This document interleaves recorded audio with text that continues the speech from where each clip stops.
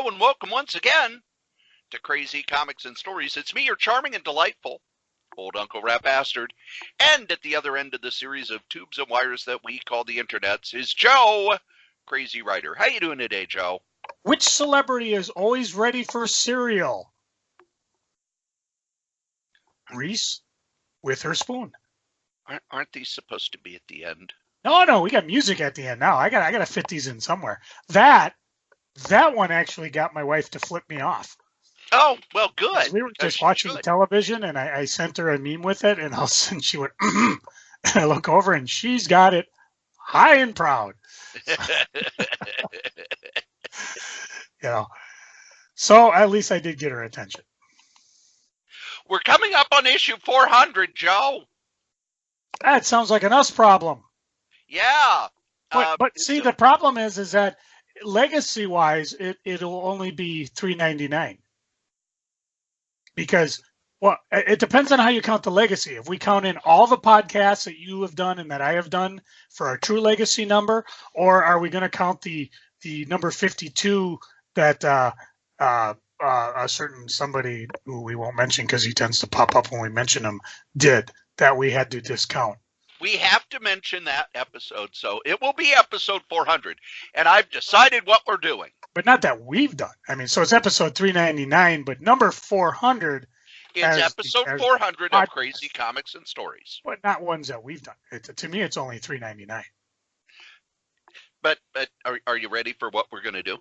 On 401 or 400 or on episode 400. Yeah. Of course, I suppose I could count the ones I wasn't in, so I'm still way back in the 380s. We're doing what Amazing Spider-Man did. Rebooting? No, we're going to kill Aunt May in episode 400. Are you kidding? She's hot now. You're not going to kill her. Sorry. I don't want Tony Stark on my ass. Sorry. Ain't happening. Sorry. Got to do it. Nope. Got to do it. Nope. Besides, she'll just it's not going to happen because we're going to know, you know it, I know it, it's not going to be her. It's going to be a clone, an actress that is prepped for the role of a lifetime and will only end up being the return of the Green Goblin somehow. And of course, then the High Evolutionary will come down. He'll be pissed off because how the hell did they do a clone? This isn't really Gwen Stacy. It's again another actress that's been changed, even though no, I'm sorry. I am not getting into crazy clones. It's not happening. So the upcoming clone saga, where I clone you, so that it's someone with a real hip. Well, no, it could be actually a clone made out of my old hip. See? That's where I got all the... Yeah, and the jackal got your DNA from that bone. It's been done in Doctor Who already, so... Yeah. Fine. Then I guess episode 400, I still don't know what we're going to do. Yeah, I have no idea. If you have an idea, when we get to the sponsor... go ahead and send it to us. I mean, Cory never sends me shit, so I have no idea. You guys could be saying, Joe's the funniest thing since sliced bread, which is actually pretty funny if you sit there and look at it. But, he never shares nothing with me. I don't even know if anybody's listening. Actually, it's more fun when nobody's listening. Well, if I tell you that people are listening, then you'll start to get nervous and you'll freak out. No, I won't. So maybe you have something there. All right, it's time, Joe. It's time. It's time for a monthly tradition. Oh, I do not know how far back this tradition goes. We have to do the podcast agreement. No, it's time for our monthly look at previews. The Christmas catalog. We get once a month of the comics that are coming out in, it looks like May. Yeah, it'd be interesting too because versus, I haven't done it yet, but it's always interesting to see what we're all excited about getting versus what we actually end up talking about when we do reviews or in geeking. So if anybody cares to follow the scorecard, but if you're ready, grab your copy of previews because I know you all have it because you like to read along as we go. And remember, we don't talk about everything we buy. We talk about the stuff that we're just going to highlight, stuff that's interesting, first issues, trade paperbacks, omnibuses, and other weird, creative changes. It's not going to be, oh, look, there's Spider-Man. I'm still buying it. And really, there's also a lot of things that we may not cover that you may like. I mean, I give an example like American mythology.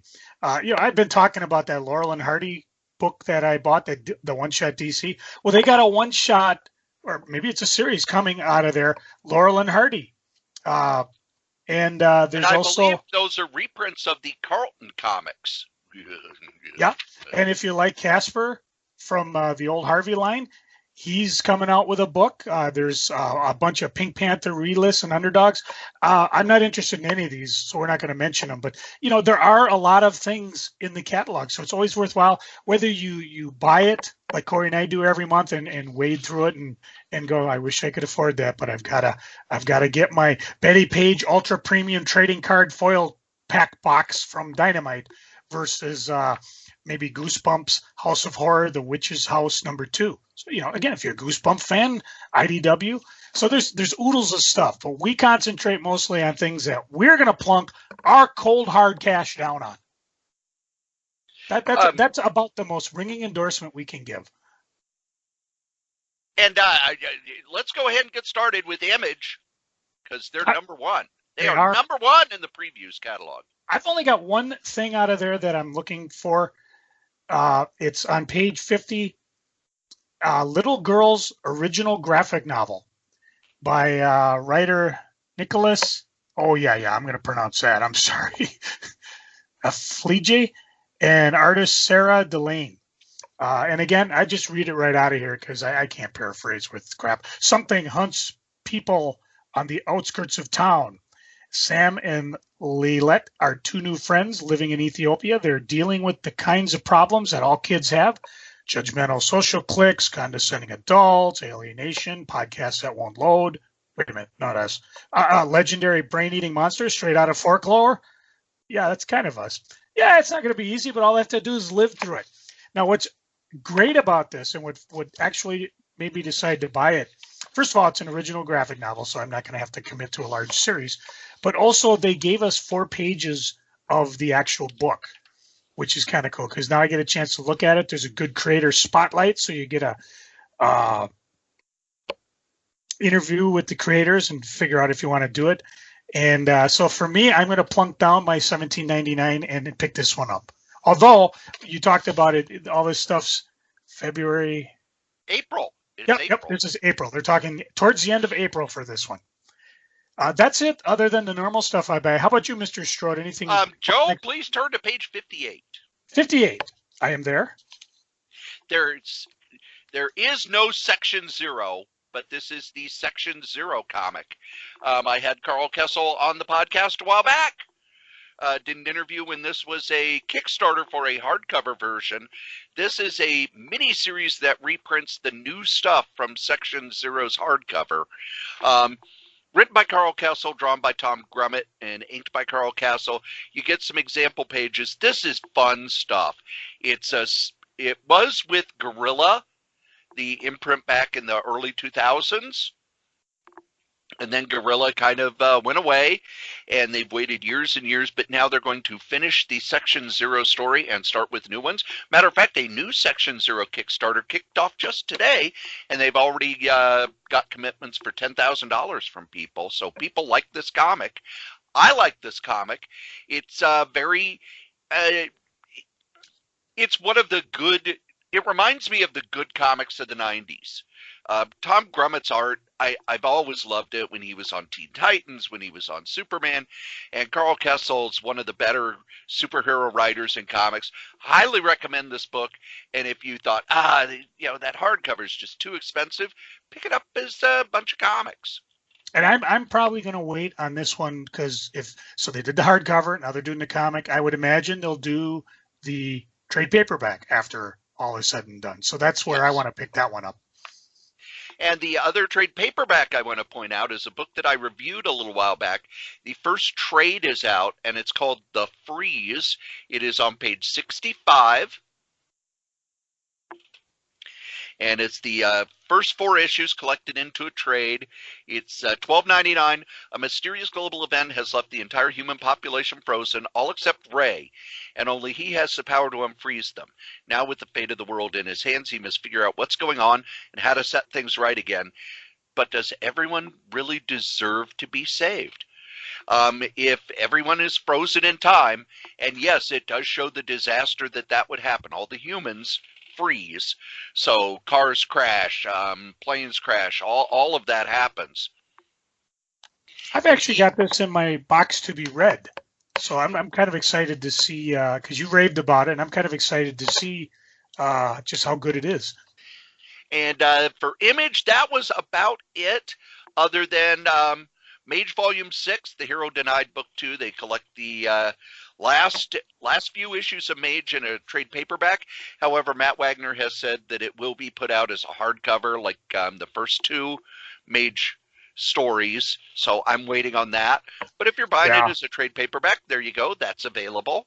And since I picked up the other 2 trades when we were doing our half price hardcover extravaganza way back on Black Friday, and I've been picking them up as trades, I imagine I'll just donate the trades to the charity booth that my family and I will be running at the MSP SpringCon 2019, May 18th and 19th, 10 a.m. to 6 p.m. Saturday, 10 a.m. to 5 p.m. Sunday at the Minnesota State Fairgrounds, at, of course, the Grandstand. All sorts of fun. Dealer apps are being taken. Creator apps are being taken. Advanced tickets will be on sale April 1st, so go to mcbacomiccons.com. If you do have something you'd like to donate for a tax write-off or something like what you were talking about, I probably will get that Mage hardcover just because it'll sit nicer. It'll be cool to have 1, 2, and 3 as hardcovers, unless, of course, he goes omnibus route and has the entire bloody thing in an omnibus, in which case I'll probably buy it again. But the trades I had to buy because I wasn't buying the the monthly issues, and I bought the trades, and now I'm just I'll read them and then sell them off for charity. What the heck? So who's next? Dark Horse. Dark Horse. All right. Dark Horse again.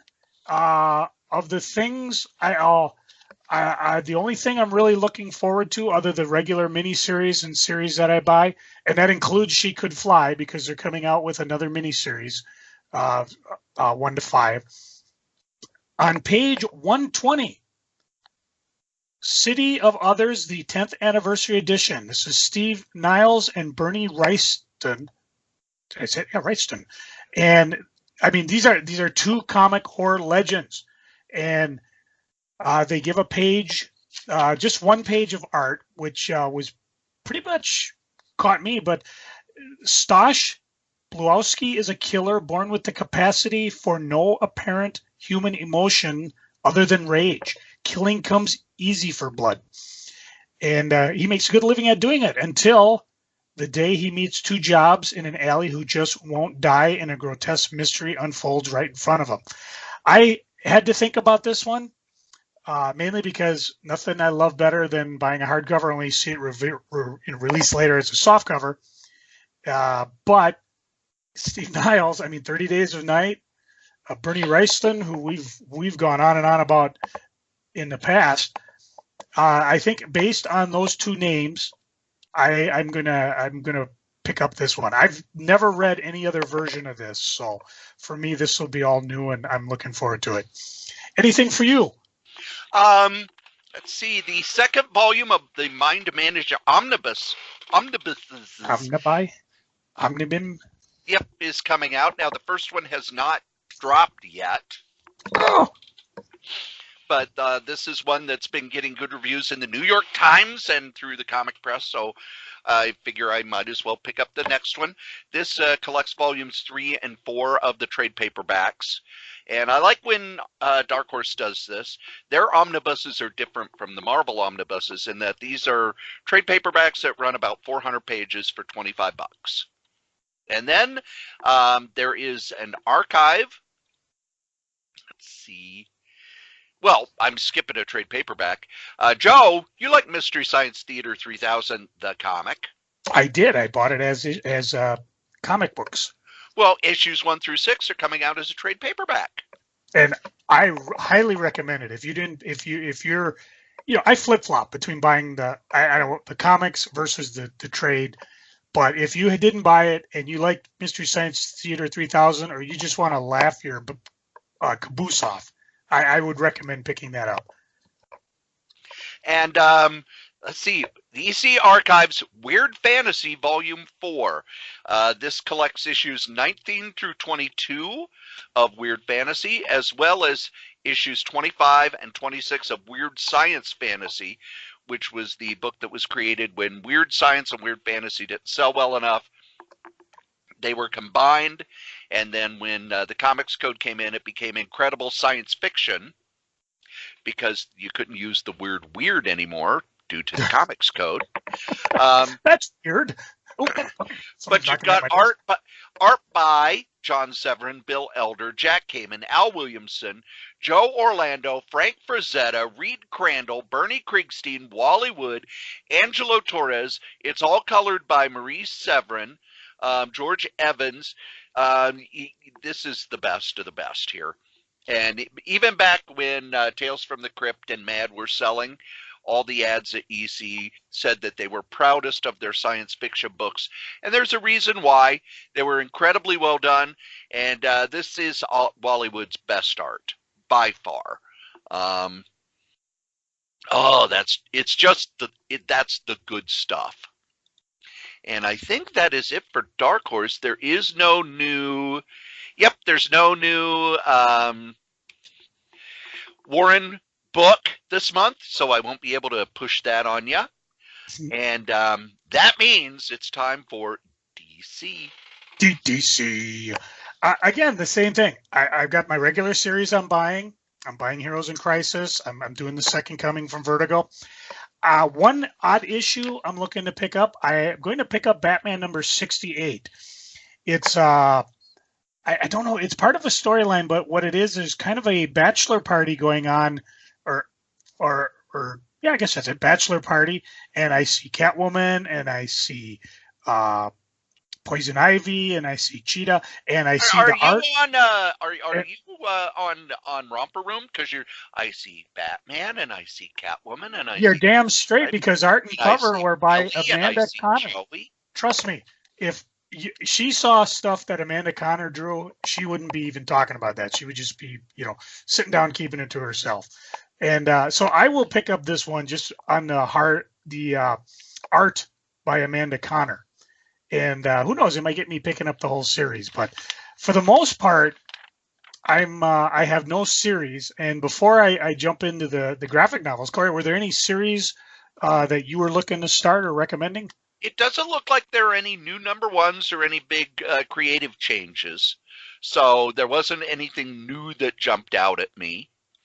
So yeah, let's hit the trades. And for me, I feel kind of funny because everything I'm recommending is old. On page 64, this is old now. Well, yeah, and this is even published before I even was collecting comics.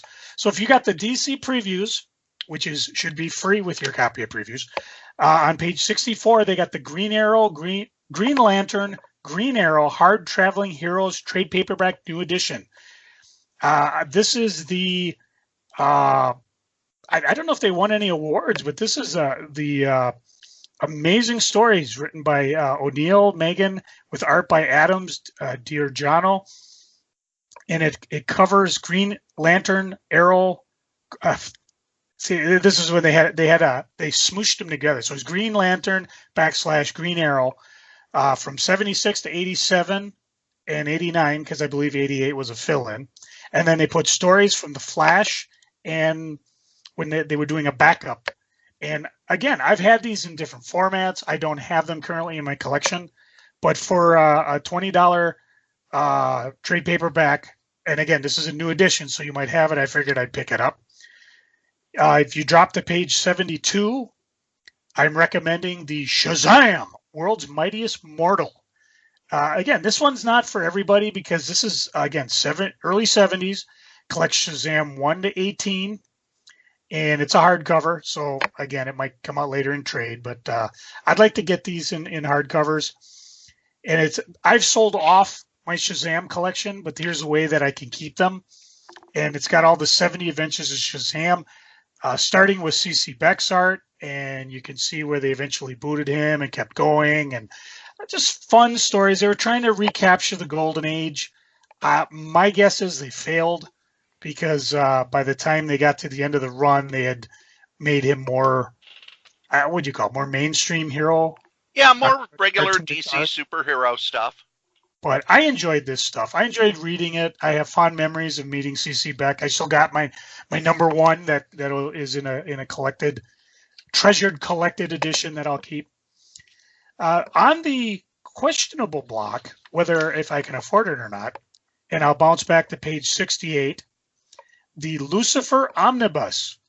This is one you mentioned a while back, Cory, and I'm all excited to get it. And of course, as we are talking to this episode, I have no idea if I'll be furloughed in 2 days. We will know by the time this podcast airs.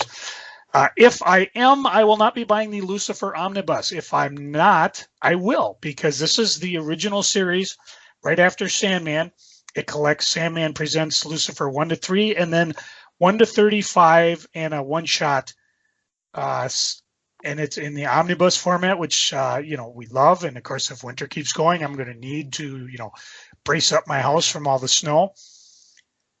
And I remember reading gorgeous art from Peter Gross. Trades were fantastic, and it was one of those things in my arrogance of collecting that I thought, I read this once, I'll never read it again, and I really want to read it again. So this is a perfect way for me to try to read it. Those are the big ones I'm looking at. Cory, anything catch your eye? I'm kind of shocked you skipped over Hitman Book 1, which was one of the heroes in what was that? Bloodlines? Yeah, the only hero in Bloodline that made any difference. No. Damn it! What? No, it was Bloodlines. No, who was the guy who had his own series for a bit? I think it was Damage, where whatever he touched turned into a gun, and Hitman eventually grabbed his hands and slapped him on his ass. Hitman was Garth Ennis playing around in the DC universe. Hitman was basically an amoral hitman who got the telepathic ability to read his target's minds. And X-ray vision. Yep, and basically hung out in a bar and took jobs killing people. And it has the best Batman fight ever. And a wonderful supporting cast, including a demon named Bator. I am Bator! I am Bator! Bunch of drunken loser superheroes named the Six Pack. Garth Ennis basically playing around in the DC universe, taking the piss out of it. Love this book. They're going to be reprinting it in trade paperbacks. This one is, when you look at it, it's like, oh, it's only 8 issues of Hitman and a couple of annuals. It's 320 pages. So you're getting a big old chunk of reading here. And I won't buy it because I just finished my actual Hitman comic book collection. Oh. So I actually have it all. And I will probably, it's on the to reread list, because I didn't read all of it as it was coming out, but boy, the few issues I did read, I enjoyed the living heck out of. So, and who knows, maybe in a couple of years from now they'll go, hey, and the Hitman Omnibus is coming out, and I'll be going, me. On the bottom of that same page is the House of Secrets, the Bronze Age Omnibus Volume 2. I did not pick up the first one because I have those stories in the DC Showcase version, but now they're getting to stories that were not reprinted. What happened was, in the 70s, DC was trying to find out what would sell because sales on everything were dropping. And we've talked in the past about how you look at DC in the 70s and you'll see all these comics that lasted 4, 5, 6 issues. They throw them out there, and if they weren't an immediate hit with number 1, they're gone. Even if they didn't have sales figures, like there was a Man-Bat comic drawn by Steve Ditko, only lasted 2 issues. There's no way they would have had any sales figures on it. That's canceled. But the what they called their mystery comics, because horror, you weren't allowed to do horror because of Comics Code, so they were mystery comics, were a bunch of short horror stories. You know, they're going to list artists like Alfredo Alcala, Mike Sikowski, Alex Nino, Sergio Aragones. Most of these were done by Filipino artists because they were really, really cheap. And their art was very different from what else was going on in comics. It's really some pretty, pretty stuff. And the stories are, kind of your tame horror comics, but they're interesting enough that I like reading them. This reprints issues 112 through 154, but it also has a never-before-published story by Gary Conway and Nestor Redondo using the Patchwork Man, which was kind of DC's version of Frankenstein, because Marvel was publishing the Monster of Frankenstein as a comic. So I'm excited about this one. I love the DC mystery books of the 70s. I did not read them when I was a kid because, one, I was a Marvel zombie, and two, horror comics when I was a little kid. No way, no how. I would not have read them. I'm trying to think if there's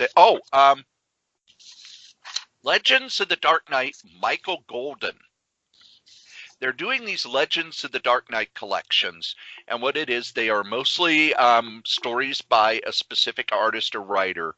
These are the stories drawn by Michael Golden. And as if you've listened to any of our episodes with Angel Medina, he worships Michael Golden. Both he and Buzz. And you should too. Michael Golden. And a lot of the Image Boys, including artists like Art Adams, love Michael Golden's art. And Art Adams said that when he first got into comics, all he wanted to do was imitate Michael Golden. Most comic fans know him from the first 11 issues of the Micronauts, or he did, I think, the first batch of issues of the NAM. But these are his Batman stories. It's Batman Family 15 through 20, a couple random issues of Batman, a Batman special that I've read. Mike Barr wrote it. He drew it. It's beautiful. And this is a nice hardcover reprinting all of his Batman stories. Trying to think if there's anything else that jumped out at me. You mentioned the Shazam World's Mightiest Mortal. It's a hardcover, by the way. I'm not buying it because I have the DC Showcase. I might have it too. I should go look before I buy, but I'd like it in color. I'd like to see it in color. And I think that is about it for DC. I want to triple check here. Yep, that was it for me on DC. And let's see what Previews has after DC. IDW. IDW. And IDW has one thing I'm picking up for sure, another one that I maybe. The one I'm picking up for two is on page 161, Dick Tracy Forever. And Cory, help me with the name. Michael Avon Oeming. Who is the artist on Powers and has done a shit ton of stuff where he's written it himself over at Image, including, what was that? Mice Templar. I loved Mice Templar. Oh my God, that was such a good book. I think I'm going to give this one a try. I've read Dick Tracy years ago. I've enjoyed it. And with Michael helming this one, I think I will enjoy this one as well. So I definitely, get yourself some Dick Tracy. Take that, prune face. Now I'm Tracy Dick. Take that. Never mind. The one I'm not sure on, and I'll have to, again, I'll probably total everything. If I don't buy it as a comic, I will definitely buy it as a trade. Star Trek Year 5. Yes. I did not buy Year 4, assuming it was a book. I don't know if it was or not. But I like these ones where they continue or reimagine the Star Trek had it gone on. Of course, I always count the animated series as Year 4 anyways, and it's canon now, folks, even though it wasn't when Roddenberry was alive. So it was, and then it wasn't, and then it was, and then it wasn't, and now he's dead, so it's canon. Yeah, and I got to think on this one because as we get going, there was a lot of number ones that I was checking out, and not only from some of the other guys, but a lot of the smaller press stuff, and hopefully we'll have time to get into them. But this is one that I will, if I don't pick it up now, I'll just pick it up as the trades come out. Anything out of IDW for you? I was excited about the Star Trek book, even though there've been a ton of this is the last year of the Enterprise books and comics and whatever, but this one they're going back to that well. There is a reprint of a book Alex Toth did called Bravo for Adventure. And it's a little overpriced. It's $25 for 96 pages, but it is a hardcover. No, it's a trade paperback. Ugh, that makes it even a little harder. But I have read these stories before. I don't have the book currently because I read it as a comic strip. But this is Alex Toth stories featuring Jesse Bravo, a knockabout pilot and reluctant swashbuckler. It's got the rare pencil roughs, the preliminary drawings, story fragments, as well as samples of Toth's own coloring for an edition that never saw print, and the coloring for what was intended to be the original first printing in France. So this is kind of the DVD version of Bravo for Adventure. If you like Alex Toth, you have to have this. It's one of the best things he did, and one of the few things where he had true creative freedom and could do what he wanted.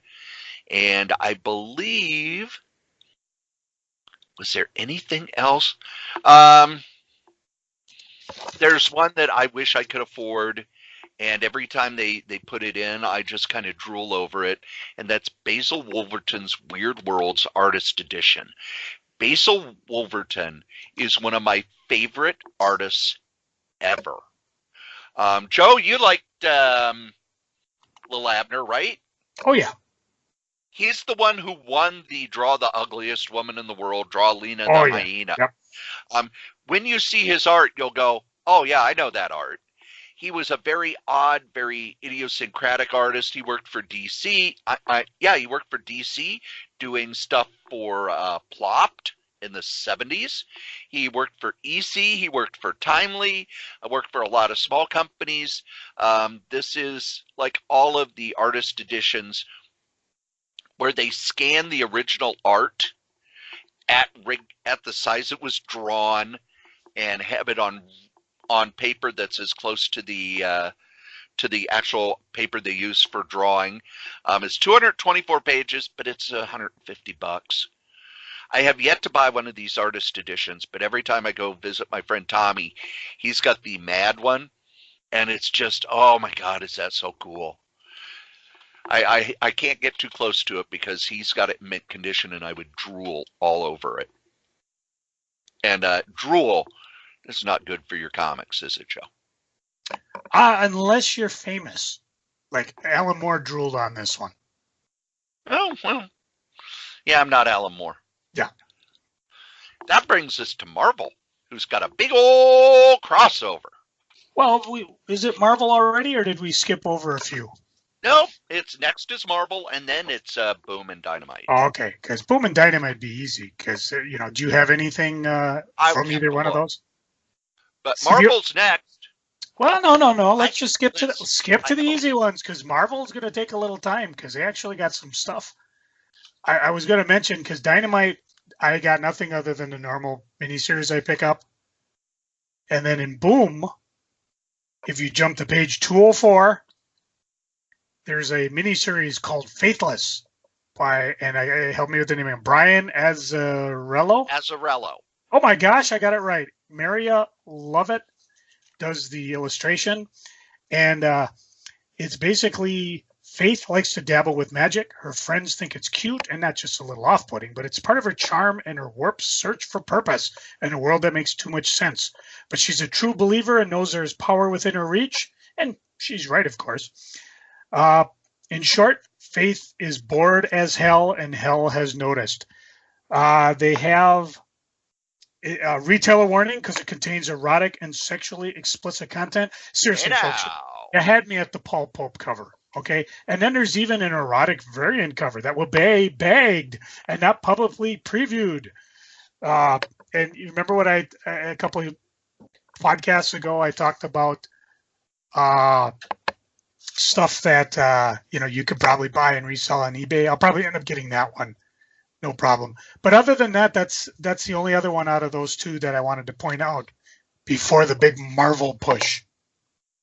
I didn't have anything that jumped out at me that I haven't already talked about. So, and now Marvel, yes, and it's one of the big ones they've been building up for. The world is at war. The War of the Realms, all 10 of them, and the thing is 9 of them have fallen except one. How do you say his name? Michalith? Honeyhole? I have to actually see it. Yeah. It's one of those where he was in one of the Thor movies. Malekith. Yeah. Malekith. And his army have defeated Asgard, Elfhelm, Heaven, Jotunheim, Muspelheim, Niflheim, Nirsarim, Sears, Toys R Us, Wards. I'm sorry. Got distracted. Anyways, the only one left, Midgard, home to Thor's beloved humans.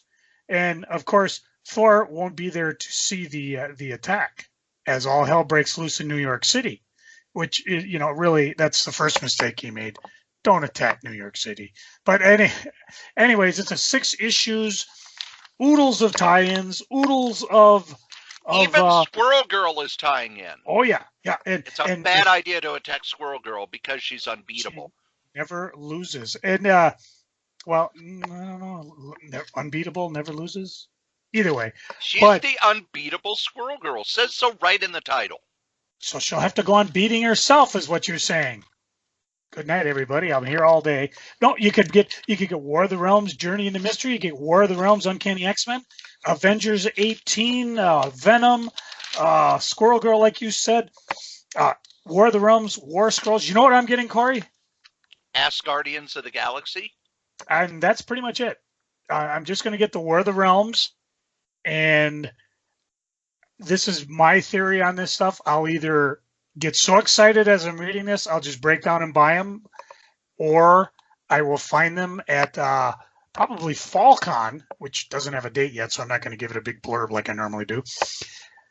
Or I'm going to wait for the inevitable omnibus, which will have everything in it. Which, maybe years from now, because they haven't even did they do the Secret Wars one yet? No. So, yeah, I'm waiting for that one still. So, but I am definitely on board for the main event. And like I said, I may get excited. The main event. How about you, Mr. S? What are you going to go for with this one? Well, I'll probably read them all when it's on Marvel Unlimited. Oh, so you're pretty nonplussed. The true believers for this month are a bunch of Thanos stories. There's only one I'm going to get, Avengers 71. The other ones I have, or I don't care to reread. Are you going to get Major X 1 and 2 of 6? See. That's a Liefeld one, isn't it? Yeah. I may get it. I don't know, but I'm more excited about the Thanos because they're doing a 1 to 6. And I believe this is kind of a backstory dealing more with how Thanos and Gamora got together. And again, for a quick mini-series, either that or, like I said, Major X. I'm always game for a mini-series rather than committing to a whole series. And the art's going to be by Ariel Olivetti, so it'll be just beautiful to look at. You've got some examples of the interior art, black and white, uncolored. Ooh, that's some nice stuff. And of course, having said what I just said, I am definitely going to pick up Marvel Team Up #1 because that's a new series coming out, and of course, it's just Spider-Man teaming up with I don't know anybody they feel like in the first one. Actually, it's Spider-Man and Ms. Marvel, and it's gonna be Ms. Marvel's book. Oh, is it? Yes. That's a good twist. So it's going to be more of the younger heroes. And cool. There's a reason for that. I just, one of my spies told me, you know how everybody says that, Ms. Marvel and Moon Girl and those books don't sell. Why is Marvel pushing them? And Marvel has always said they do really well with Scholastic. They did a Squirrel Girl book last year that was just, a one-shot trade paperback. I think it was Squirrel Girl Defeats the Marvel Universe was the name of it. It didn't sell for much of anything in comic shops. Scholastic blew through the entire printing. Marvel had printed enough for 4 months. They blew through the entire printing the first month. They're like, we need more. Marvel said it takes 3 months to get a reprint. And Scholastic got really pissed at them because they had all of these outstanding orders. So look for more stuff like that, where they're looking. The stuff might not sell well in the direct market, but the direct market's there to amortize the costs. It's really for other markets. And I don't know why people don't understand that. Just because it's published doesn't mean it's for you. Right. Another example of that. Now, Joe, turn to page 47. And of course, we're talking of the Marvel previews thing, not the huge omnibus catalog. Right. Okay, page 47. Ash, first time in print. League of Legends. And you don't know what any of that is. No, I do not. League of Legends is one of the most popular video games in the world. They have League of Legends gaming. You've heard of, electronic gaming and electronic sports and stuff like that. This game is so big that when they get the finals in South Korea, it is broadcast on TV. It's not, we're going to show it on the internet and you can watch it on your computer. No, this is broadcast on regular South Korean TV. So Marvel got the rights to this. This may not sell very well in comic shops, but I tell you what, in gaming stores and on Amazon, and my son is huge in League of Legends, or I wouldn't know anything about it. But Marvel's publishing things that aren't for me. Why are they wasting time publishing this stuff? I don't really whine. Just feel free to smack me anytime you want. And with regular comics, there weren't a lot of new things that jumped out at me that we haven't already talked about. I will put a preface on this. As a comic retailer, I would be thrilled to order this book. Because like you said, this is the type of book you would stick in your window or predominantly in your storefront, and you are going to have non-comic people coming to buy this. So, enough said. I also want to point you toward, what page is this? Page 60.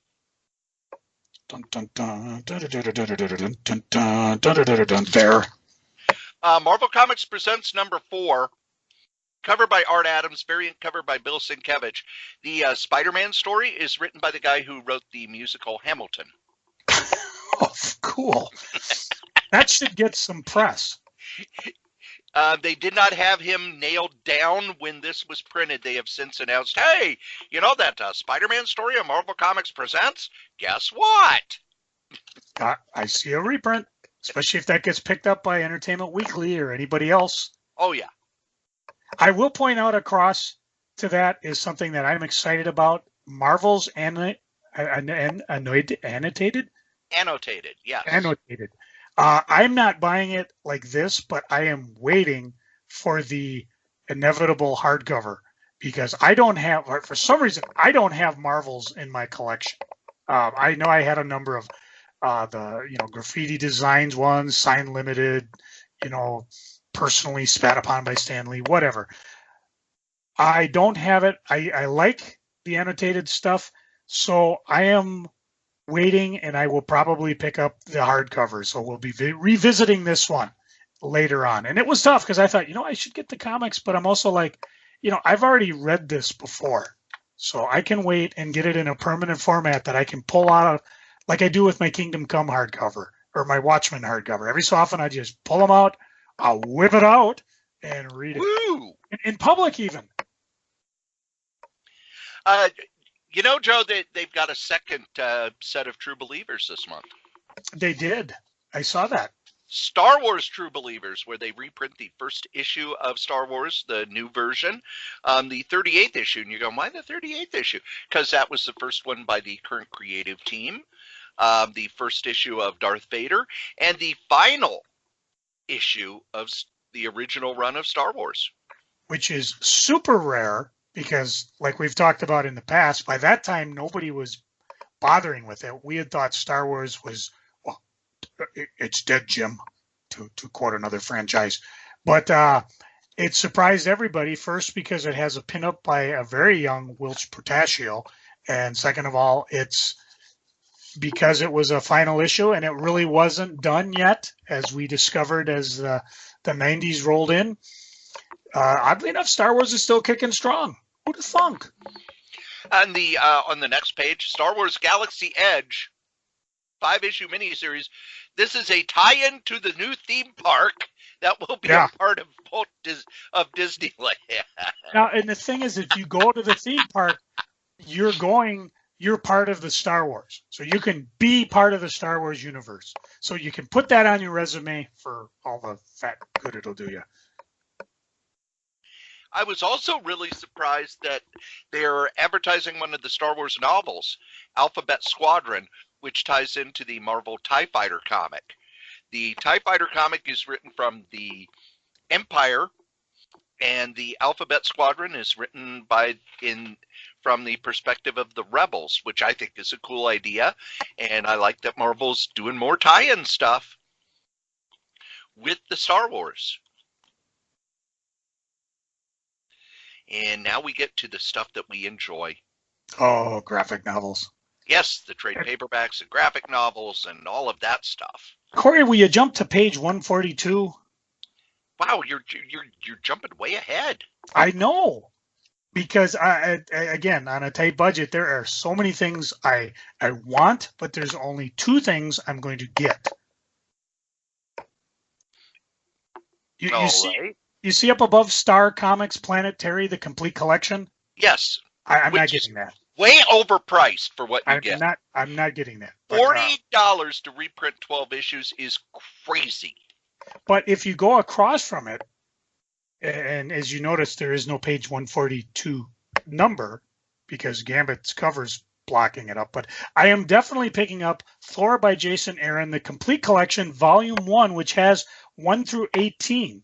For an equal amount of $42. So you're talking $288 pages for Planetary or 432 pages for Thor. And you want to know why I'm picking this up? Because it's awesome. I've never read it. Oh, really? I never read the run beforehand. I did read the She-Hulk. Matter of fact, I sold She-Hulk. No, She-Thor. I guess we call her. But when Jane, and I don't think this is a spoiler warning, when she took over Thor, I picked up that, and of course, I think it was a 1 through whatever, and then ended at Secret Wars, and I sold that. So I figured, you know what, I'm going to jump on board and just go along with it. I'm you haven't read the first story, the God Killer story. No, I haven't, and I'm aware of what God Killer is because I did read the original God Killer when he first surfaced. And for some reason, I just never picked it up, but I'm going to rectify that. And for my second choice, and believe me, there are others, and I believe Corey will get to them. Corey, go to page 119 and tell me what you see. Let me see here. You at home can do this too, because we are all about interactiveness. 14, 15, 16, 17, 18, 19. Oh! The new printing of the Amazing Spider-Man Omnibus. I'm going for it. I have them in Essentials, but I mean, this I believe is the entire Stan Lee, Steve Ditko run. That is correct. This is all of the Ditko Spider-Man stories. And I love them. And for me, this is going to be, I may just blow out the Essentials. I know when I gave them to my daughters, they enjoyed the heck out of them, reading them. And to me, I'm just going to pick this one up. I've avoided picking up what I call the classic Marvel, which to me is, my first issue, Amazing Spider-Man 178 back. But I think I'm going to go and pick this one up. Since it's a new printing, I don't have to go crazy pricing. And the price is actually really good. You get 1,000 pages, and it's $100. And we'll talk about some other omnibuses where, mostly once it gets to 1,000 pages, they're charging $100. Oh, yeah. There are a ton of other things. I mean, on page 147, Fantastic Four Behold Galactus, which has 3 of the major Galactus stories. I have the one that's a little over 2 feet tall. Yeah. That's a reprint of the great big tall book. But like I said, I'm on a budget. There's a couple. Well, I'm gonna sit back, Cory, and I'll be very surprised if Cory doesn't either have these or has bought in these. But Cory, what are you getting, if anything, from the graphic novel for 80 years of Marvel, by the way? Yep. First thing I want to point out, I already have this. The Golden Age of Marvel Comics Omnibus. Oh, this kills me. I really want this.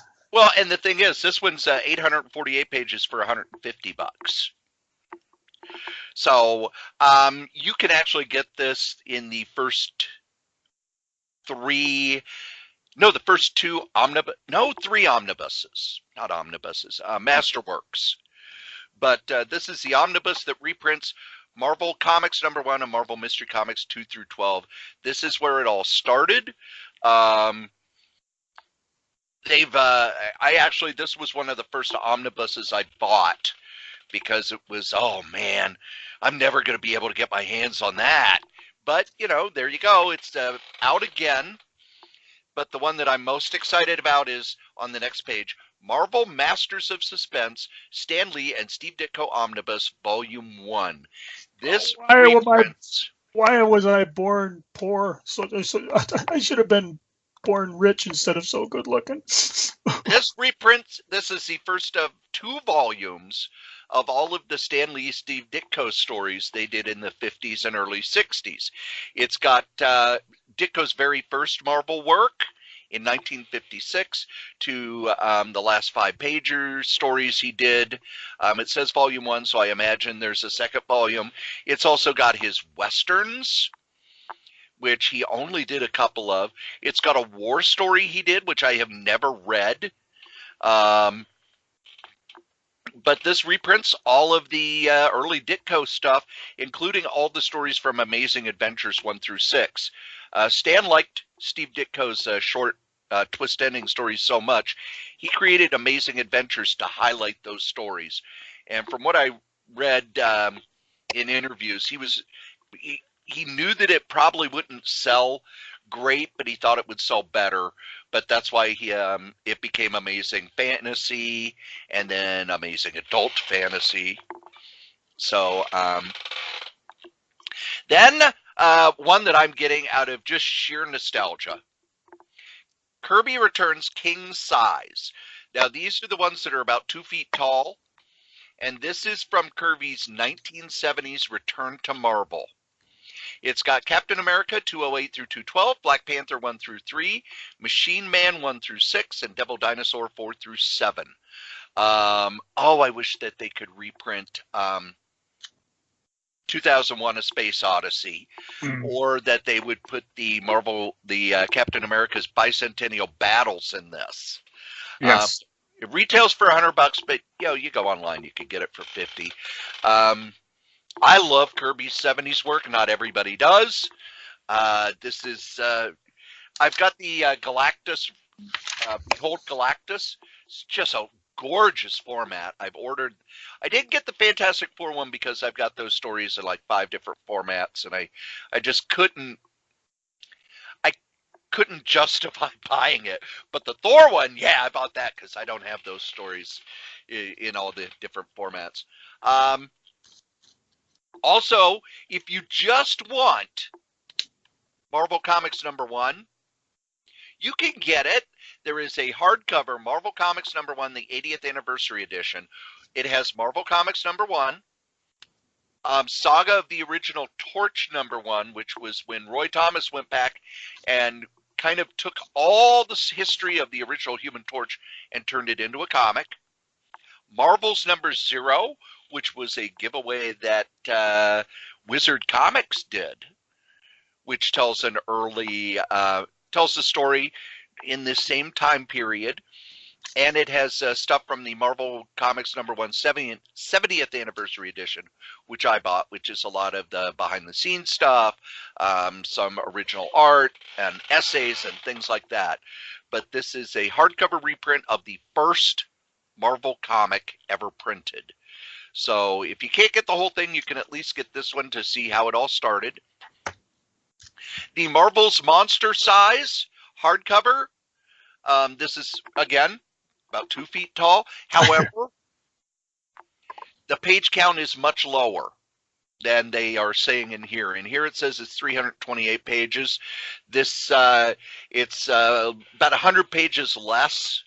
And I think it's because they're not putting in all of the extras that they were going to put in. And Marvel has announced that change. So, and a couple Marvel art books, including the Marvel art of Conan the Barbarian. I really wish I could pick that up. I know. But since I'm buying all of the omnibuses for Conan anyway. Omnibuses. MD. The new Marvel Decades book. Marvel in the 80s. Awesome Evolutions. This is when characters were changed. You know how people piss and moan about how the characters aren't what they used to be and all this? The woman and a dad and a gray and whatever. Ben, well, here you go. Been there, done that. We got the paperback to prove it.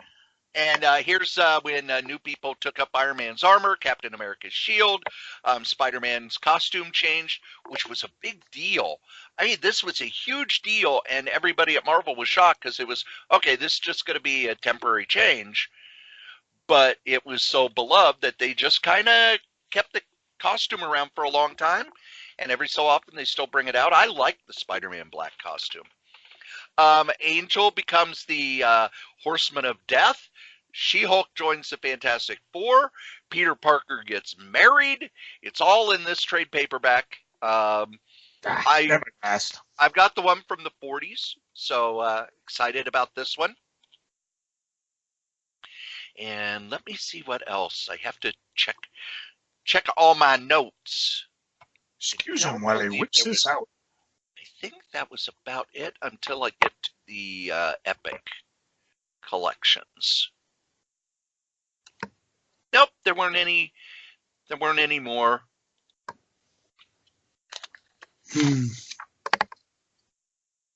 Ooh, there's another Captain Marvel book, Star Force, which reprints a bunch of random issues. Yeah. That Planet Terry, I tell you what, if it were $19.99, I would have bought that in a heartbeat.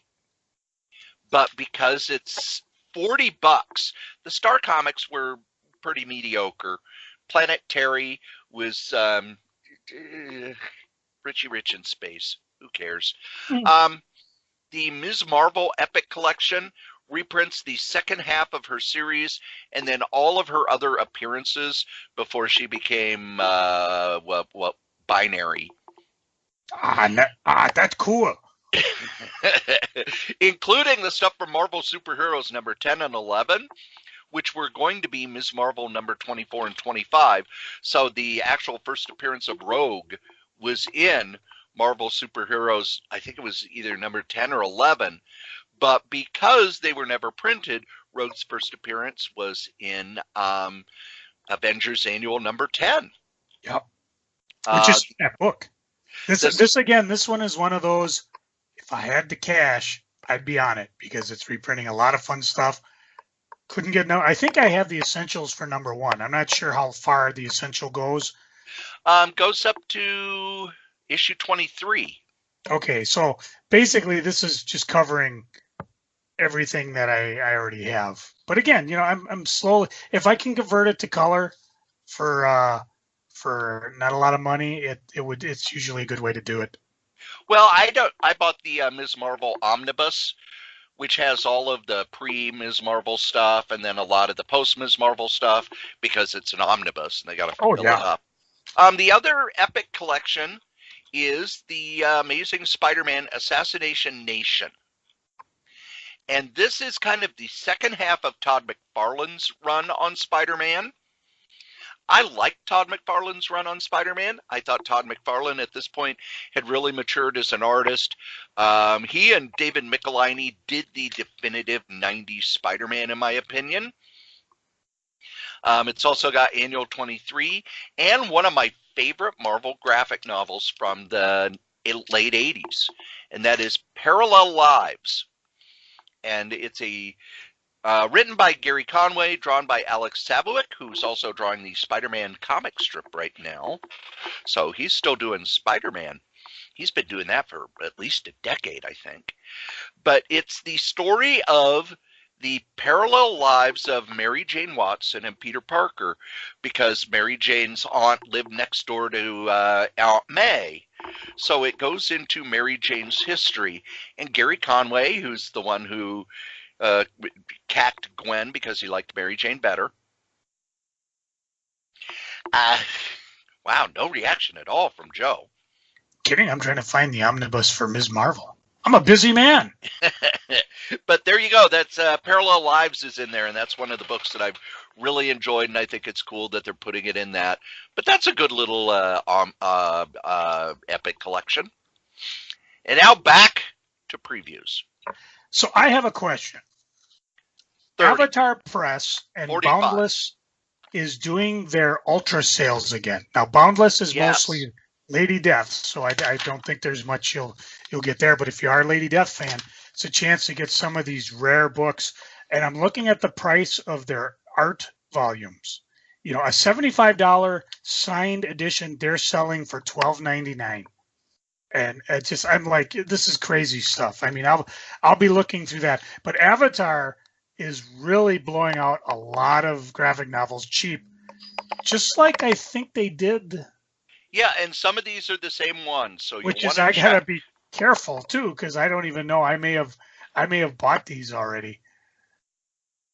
But definitely check it out because it's all some good reading, some big names. Alan Moore, there's Garth Ennis, Warren Ellis.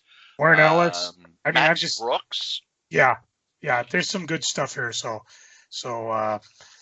But I don't want to. I do want to point out something. We talk a lot. We recommend things. Archie must be listening to this here podcast, because wasn't it the last podcast that I said, my head is wrapping around all these horror things. It's just a matter of time before they cross over. Well, by God, they are. Jughead the Hunger versus Vampironica in a. I don't know if it's I guess a 5-issue miniseries, and if you're reading it, in the world of Jughead the Hunger, there are no vampires because they've been wiped out by the werewolves. And Vampironica,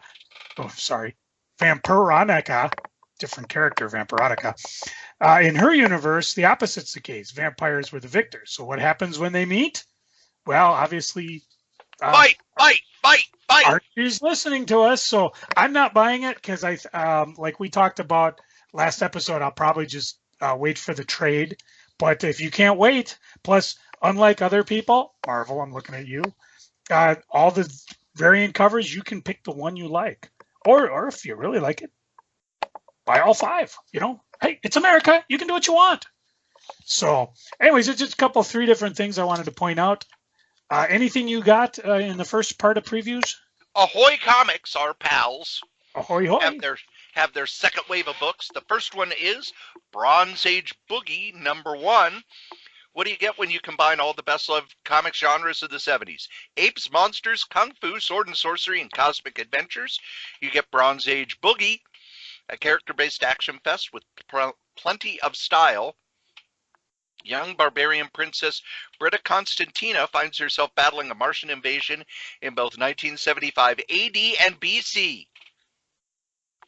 And the second book in their second wave is Planet of the Nerds.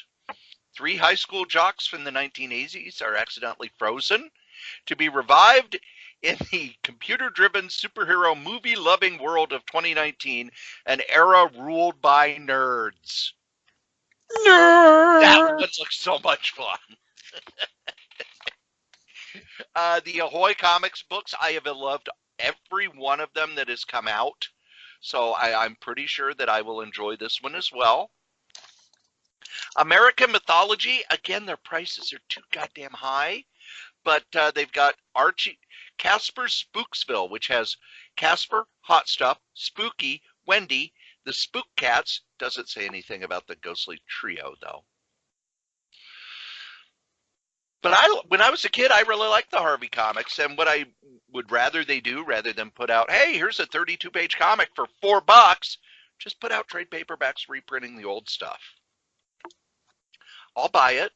I'm sure other people will buy it, and we won't be going,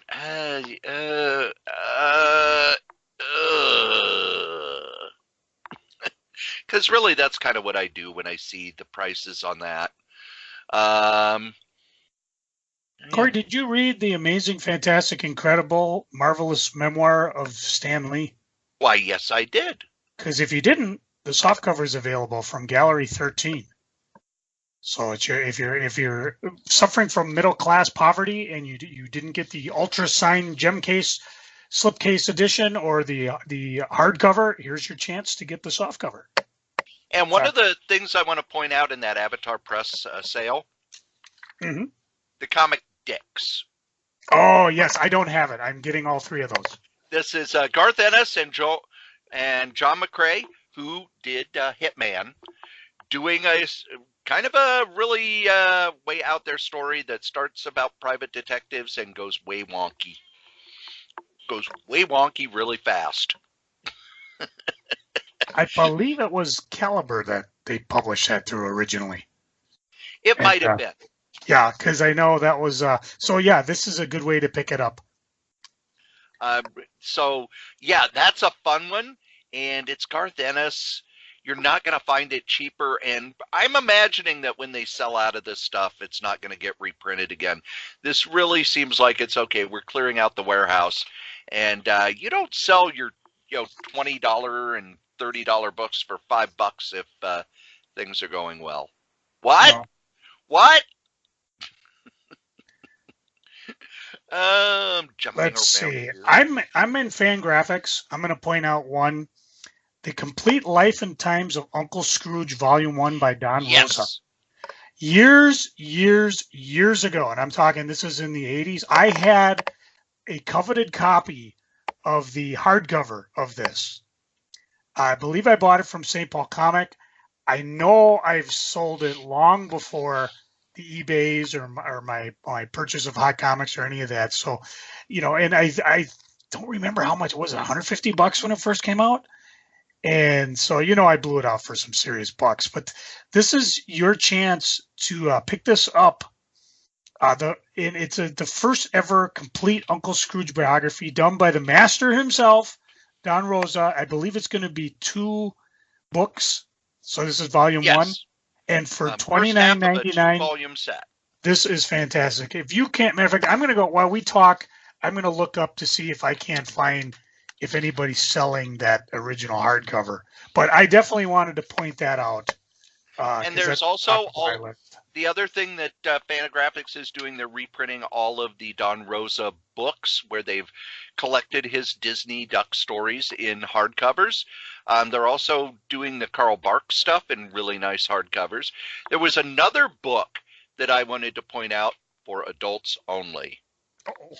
So kiddies, turn off the podcast or just fast forward, or don't tell your mom you're listening.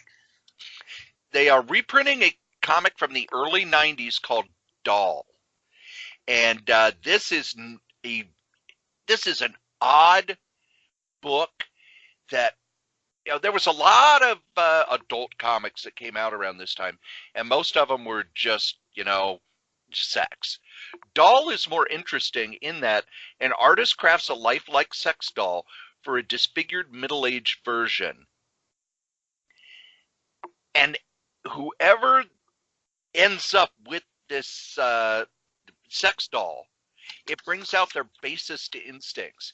It's satirical, it's funny, it's thought-provoking, it's for adults only.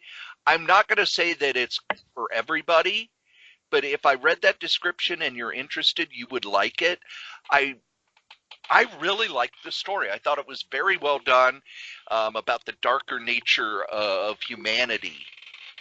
And now that we do have things like Real Doll and stuff like that, you got to remember this was done long before we even heard of Real Doll or any of that stuff. So for adults, this is an excellent book. It's the same artist who does Inner City Romance, which is in a lot of alternative papers. What else were you looking for, Joe? Cory, turn to page 360. 360? 360. Under Silver Sprocket, read the title of the book. Silver Sprocket, the Fuck Off Squad?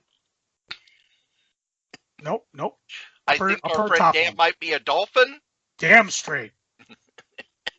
I definitely am picking that up. There not only the first one that Cory mentioned, which is basically the Fuck Off Squad centers on the lives of 3 queer teens as they attempt to navigate their way into young adulthood.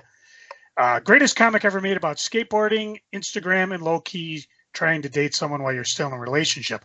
But as far as the first one, I think our friend Dan might be a dolphin. It's a one-shot.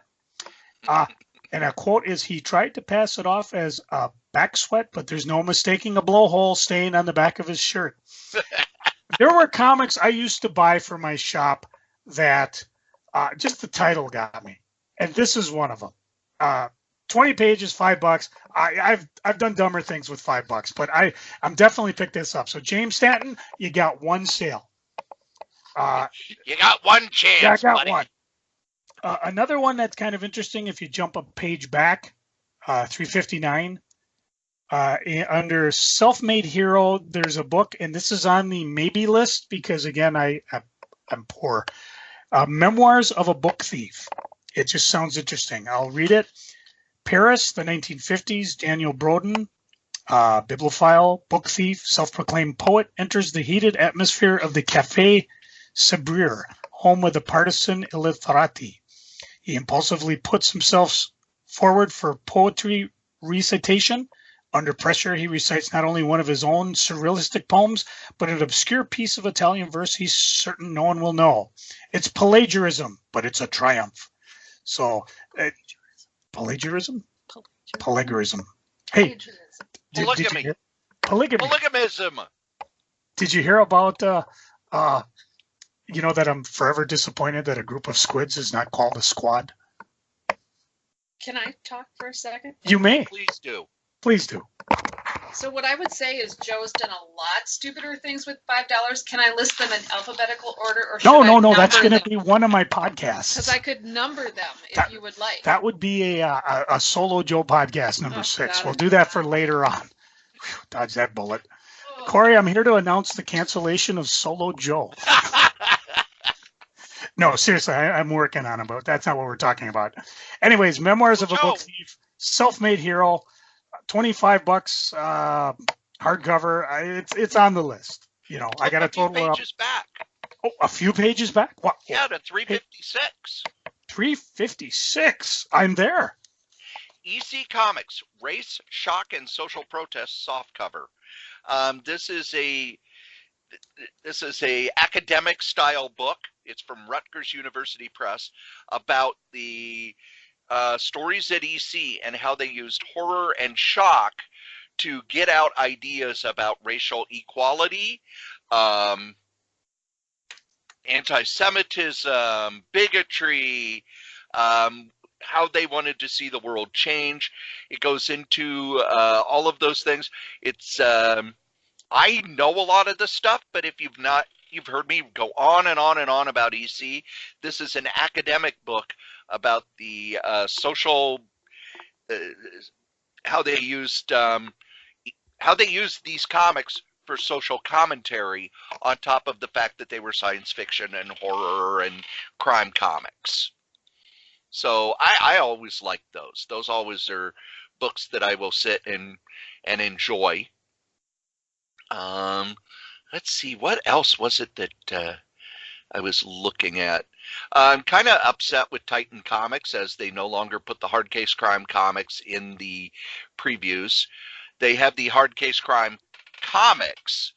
So there is a trade paperback collecting Breakneck, which I'm going to be picking up.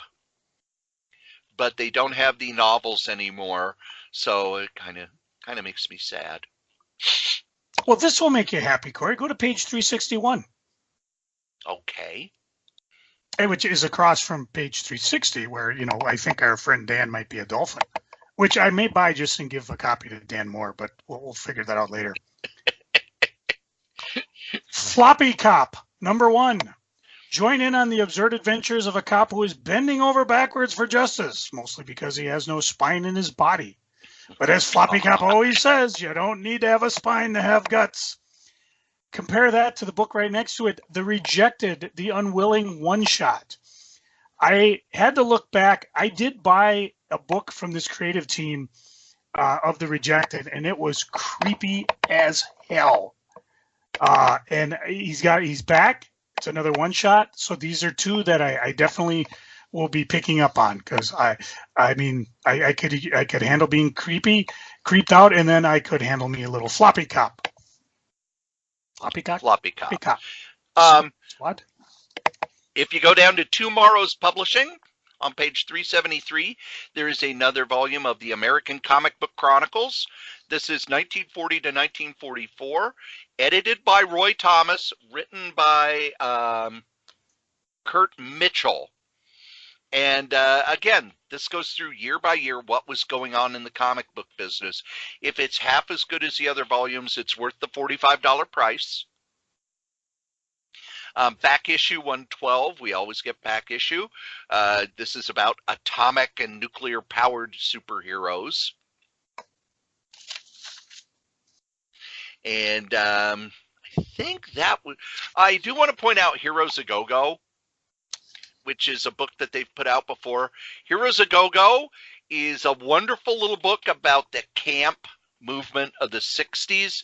So it's got all sorts of the goofy superheroes and TV shows and stuff like Captain Action, Herbie the Fat Fury, Captain Nice, Atomic Ant, Dell's Superhero Frankenstein and Dracula, and one of the worst superheroes ever, Captain Marvel. Split. Now, what, Joe? Why would I say that Captain Marvel's one of the worst superheroes ever? Well, he was one of the. This was in between when Captain Marvel Shazam was not published, and Captain Marvel, the Kray, wasn't published yet. So they decided to take the name and make a hero who would yell "split," and his body would split into I don't know how many. His arms, legs, and head would go flying off. And in the past, I've actually had copies of this comic that I've blown out on the eBays. So if you just want to, I don't know, go have fun with it. Check it out. It was printed by known scumbag Myron Fass. And if you think that I'm being mean, you haven't read any Myron Fass comics. You're being so mean. He was a guy who made Martin Goodman look like a respectable publisher. He would underpay his artists. He would not pay his artists. He would take these stories and reprint them over and over and over again. Matter of fact, he had a line of black and white magazines in the 70s where he took old 50s comics he had published and hired artists to draw gore in them. Gore! So he could Gore! reprint them.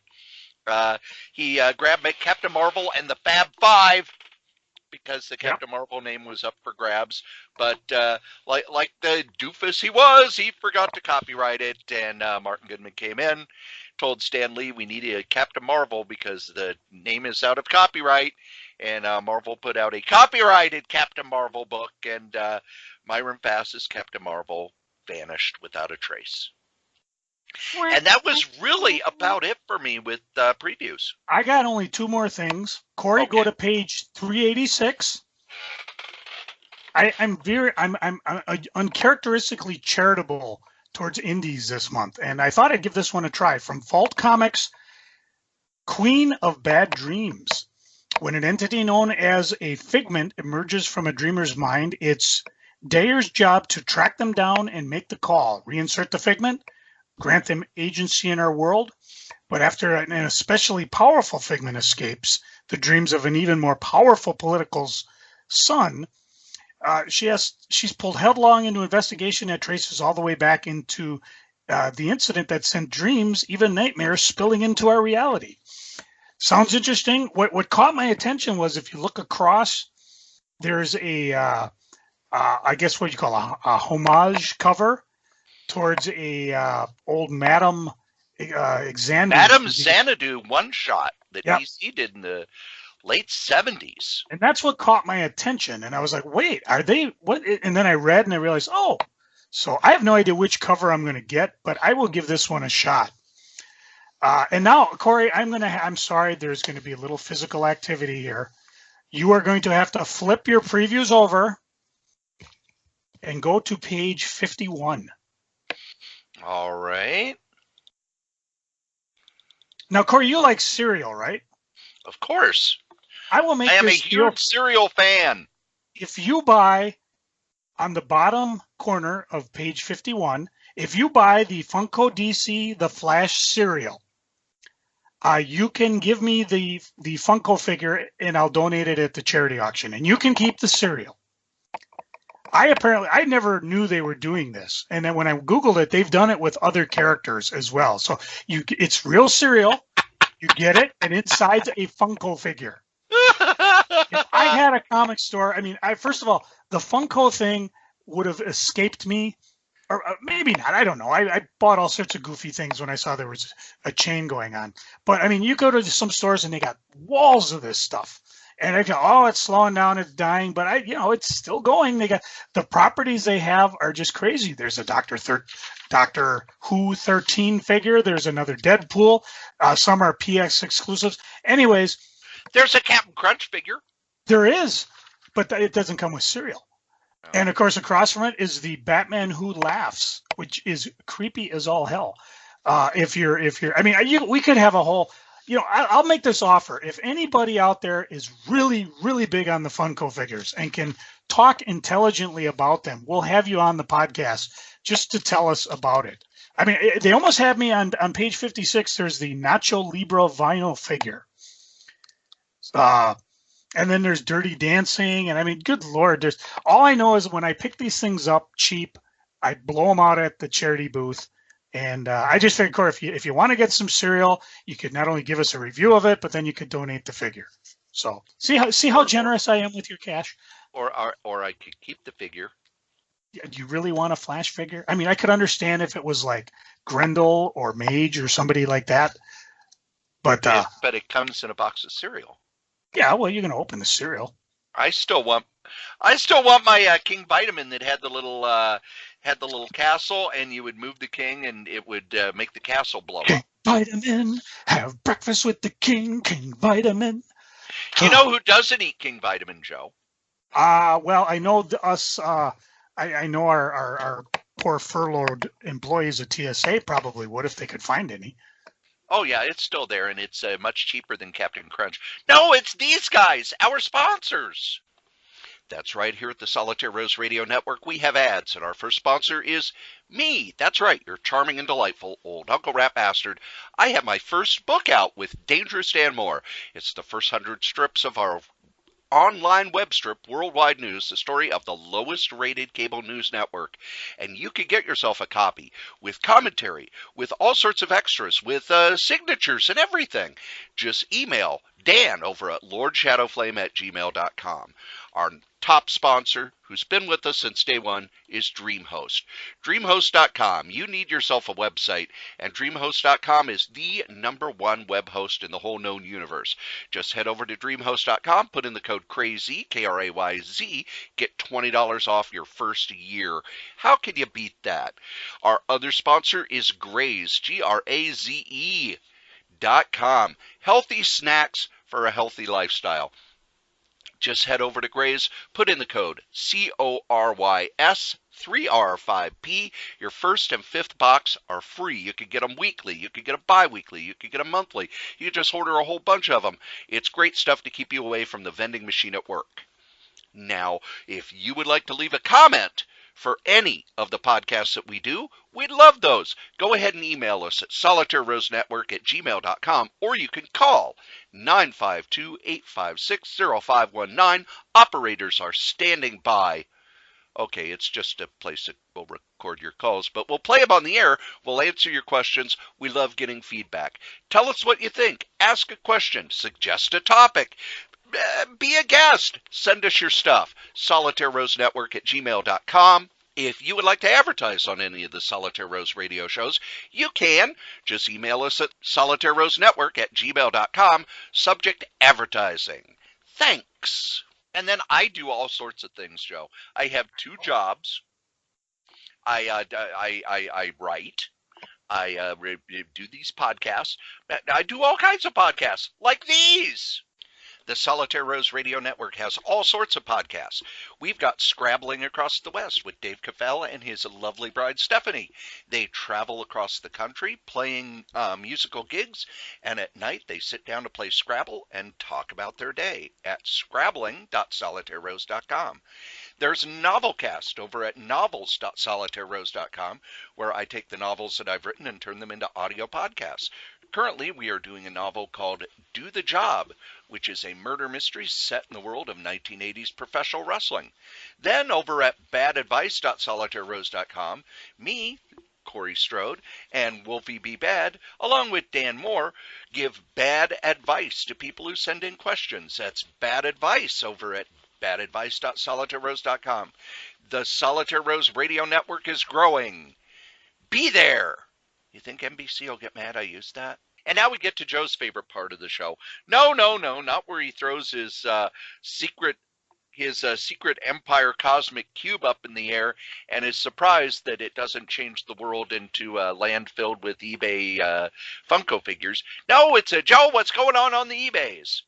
I'm sorry, I'm still looking up Viking Vitamin, but I'll take a quick brief detour. Folks, I'm going to let you look behind the scenes. We're recording this podcast mere days after the last one. And I got to give kudos to Cory because not only did we slam this thing together, the last one, but he edited it into some type of listening pleasure, which I haven't done. I've actually downloaded it. I might have been the first download because I've been busy trying to archive our old episodes just so I can have them on a flash drive. And I noticed you popped it up. And I thought, well, might as well download it. So kudos, Mr. Strode, for being the master editor. But I have not sold anything off the eBays, not recently anyways. So, I'm going through and, we'll know as of next Monday when this one airs if we're furloughed or not. And I need to do another purging and sell things way below cost. In the meantime, I'm always trying to do little life hacks, things to make my eBaying cheaper. And Cory, when you were in college, I mean, right now everything's big online. Everything's a PDF file. Do you recall going to Kinko's and buying copies of stuff? We didn't have them where I was. You had to go to the library. It would be, especially in political science, which I got my degree in. And downstairs I have folders of all the Kinko's papers that you had. And it was always a question of, do I need to buy these or should I save my money and just hopefully it won't be covered on a test? I bought them. I probably read them. They've just been sitting there. But what I noticed is a lot of them are one-sided. So what I can do is use them to print out my labels. And so now I got oodles of paper. I don't have to ruin a fresh piece of paper just to make a label. I can just flip it over, print the label on the clean side, and save me a couple pennies. And of course, granted, in the course of, day to day, it's not a lot, but boy, when I'm not burning through a ream of paper every 2 weeks, it makes a big difference. I mean, I still make a printing, a nice flyer, promoting the show that Cory and I do. And then on the other side, I do a packing slip. So not only am I pimping the show, which, that's the only, I'm still amazed we've grown. We really haven't done any major advertising with just word of mouth. But also it's good to have a packing slip in your eBays because if it gets lost, it goes to the lost letter office, they open it up, and then they just return it to you, especially if it's something that can't be delivered. I can only count on one hand the items that have ever been returned to me because they weren't deliverable. I do know that if I hadn't had the packing slip in it, it would never have come back. So there you got 2 hints in one. try to find some one-sided paper, which reminds me a lot of my parochial school days, because corporations would donate all this used paper, and you'd be looking on the other side like, what the hell's going on with this? And make sure you got a packing slip. In the meantime, if you want to help me out, furloughed or not furloughed, you can find my stuff, KRAYZ. Backtrack to the ads where Cory graciously pimped out my site, and let me know it's you. Because if you make an offer or you buy something, if you make an offer, I may be prone to accept it because I love the listeners of our show. I may just take something and pop it in, like reach out, let's grab something. Hey, look at this. I have a Hot Wheel I talked about last week, the Tesla 08 Roadster, the first car to orbit the sun. I'll just toss it in as a freebie. That's the type of guy I am. And that's the way I run my eBays. So hope to see you there and hope you find something you like. Buy something, please. And now that Joe's done talking about the have I sucked up to you enough? I mean, now we get to my favorite part of the show. Oh, fire drill. No, not where I list the 20th coolest things that were ever in a cereal box. Oh, that would be a good podcast. Like the Archie's record. I think for me, it would be Pink Panther had one of those goofy plastic things, 7-in-1 spy scope, a microscope. I think I remember getting that. My grandma's like, Pink Panther. So, yeah, but look what's in it.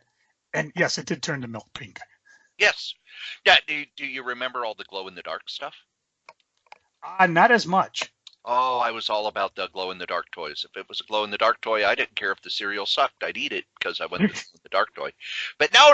It's freaking and geeking. Joe, what are you freaking on? Oh, man, did I just waste a day.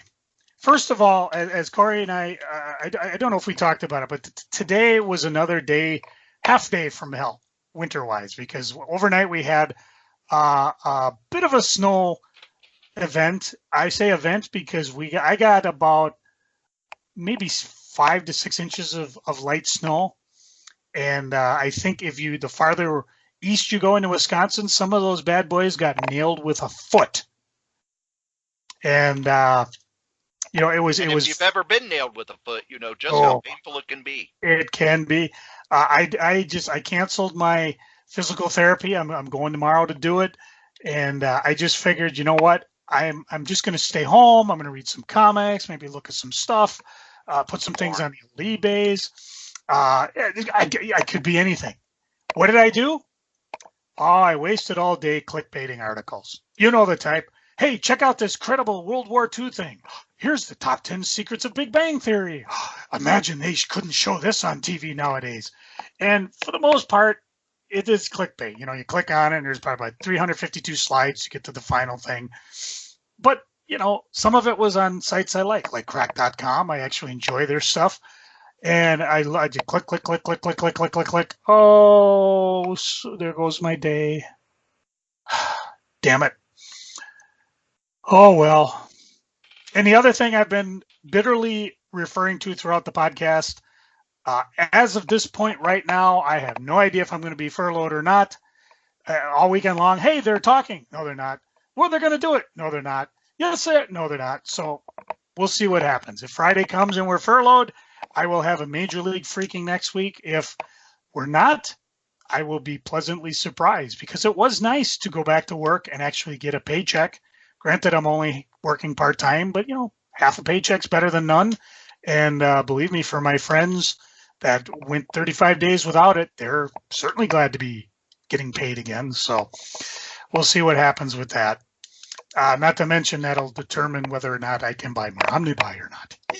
Come on. So that's pretty much it for me. Cory, what are you freaking on? Thursday is Valentine's Day. It will have already passed by the time that you guys are listening to this podcast. And somebody asked me that we were all talking in the break room, this was a Valentine's Day I had. And somebody asked me about the Valentine's Day that I remembered most. I have a good one and a bad one. And when I was done telling the story of the bad one, they were just horrified. And I've heard this story, and you too would be horrified. Well, yeah, I have a whole bunch. There was the girl who broke up with me a week before Valentine's Day, found out I was giving her a dress from J. Peterman, and said, well, I'll buy that dress off you because I know they don't take returns. Okay. Well, it was $110. I'll give you $20 for it. Yeah, I sold that thing on eBay. Yes. There was the girl who I went to a wedding with, and she got hammered, threw up on herself on the way home, got her all cleaned up and everything, and she went on and on about how much she loved me, and as she's going to sleep, she's like, and when I get my apartment, my boyfriend's moving in. Try not to laugh. Wow. Yeah. I mean, she's, we're driving home. She's half passed out on my shoulder. You're my best friend. I love you so much, going on and on and on about it. We're like 5 minutes from home, and she's just all over. And usually girls do that before they meet you, right, Corey? I mean, not afterwards. Well, usually they do that when they're looking at me on Tinder. Thank you. Good afternoon. You've been a beautiful crowd. Don't try veal. So, Joe, what you geeking on? Last week where I told you my garage door was frozen solid to my the pavement. Yeah, you threw hot water on it and it cracked, right? Nope. It thawed enough where we were able to get under there with an ice scraper and pop it up. So the door goes up and down like it's supposed to. Granted, I have no waterproofing under it anymore. You know how you have the little rubber thing at the bottom? So we got to replace that when the weather is nice. On the other plus side, my windshield wipers, which were frozen solid, are now not frozen solid, so I don't need to replace them, which is cool. And I was a little freaked last Friday because I went to go watch some of the shows I recorded, and apparently I had enough snow on my dish that it just stopped receiving signal. So there you go. You've got an hour of please contact Dish. Yes. I was able to muscle my ladder up high and brush it off and get the signal back. Today's snow was light enough and it didn't affect it, so knock on woods. I can still record things, and I record a lot. So yeah, things are going okay. I mean, we're at the point of the season now where we have a phenomena called ice dams, where the ice forms at the edge of a gutter, and then as things melt, it just stays in the back of the ice thing on your roof, and then it's prone to soak into your wall and into your home. Whereas you usually won't discover it until, hey, I didn't know I had a running waterfall on that wall. Cool. So I don't normally have a problem with it. It's just something that you got to kind of keep an eye on. And of course, we're getting more snow and cold, so blah, blah, blah, yada, yada. I'm kind of mixed on this one. I feel bad for Netflix, feel good for Hulu, but it sounds like there's a whole new batch of Marvel shows coming that will be aired on Hulu. The only one they'll be on Disney Plus. Oh, because they were talking Hulu's picking up, like Howard the Duck. Nope, those are they will be on Hulu, but they're mostly for Disney Plus. Oh, okay. Because I was just seeing that, and the one that caught my attention. Hello. I'm sorry, Disney calling me to say I was wrong. Anyways, the one that caught my attention, of course, was Howard the Duck with Kevin Smith. Oh, you got me. Plus I got Hulu, so when it does hit, a lot of the blurbs have been going on. People are saying, well, they should end all the Netflix shows by just having everybody turn to dust, which would be brilliant. They've also talked about how where Hulu has, I don't know if Hulu has said this or who said it, but Hulu's like, yeah, we may pick up those abandoned Netflix shows. Of course, Netflix is doing something where by canceling them, that means they can run them for 2 years before Disney will take them over. And I hope something happens because Disney has the ability to make their Marvel TV as big as the CW has with their Arrowverse.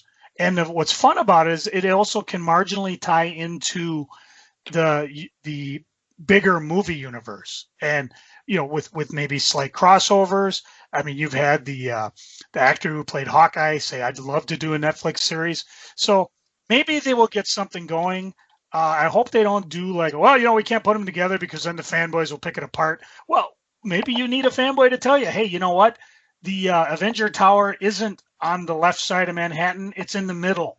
If you can't get that shit right, see Star Trek equals continuity equals major bitching equals here's how we solved it. People, please. I didn't really watch anything else. My wife and I did decide, rather than curse the darkness and cold, that we just watch some old movies. So I picked up an old one, Johnny Dangerously, which is kind of ties in because, they're all bitching about the new Batman that hasn't even been chosen yet. And, Cory and I remember vividly everybody complaining about Michael Keaton. Oh, Mr. Mom is going to be Batman. I love the story that Michael Keaton says, he walks into a hotel and people are looking at him. Oh, hey, Batman, look, there's Batman. And then some guy walks up and goes, hey, Johnny Dangerously. So pure comedy. Under the guise of brilliant comedy is Robert Altman's MASH. Yes, the one the TV show was based off of, sort of, kind of, yeah. I've watched this show so many times. I don't watch the main characters talk. I watch everybody around them. And if you know anything about Robert Altman, that was one of his big signatures, is that everybody's doing everything at every time. So lots of stuff's going on, not just the main plot line and things like that. So again, instead of watching Hawkeye as he's chewing out hot lips saying, you really turned me off. Normally you being what I call an attractive woman, I'd invite you back for a better part of a pint, and then you being an attractive female might have come, but you really turned me off. You're a regular army clown. And of course, instead of watching Donald Sutherland delivered, I just watched Sally. I can't think of it. Thank you. Watch her reaction as she's just utterly shocked, which to my mind is the first time I've seen that.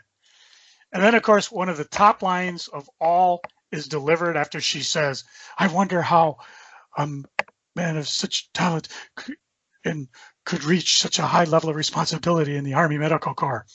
To which Father Mulcahy, played by Renee,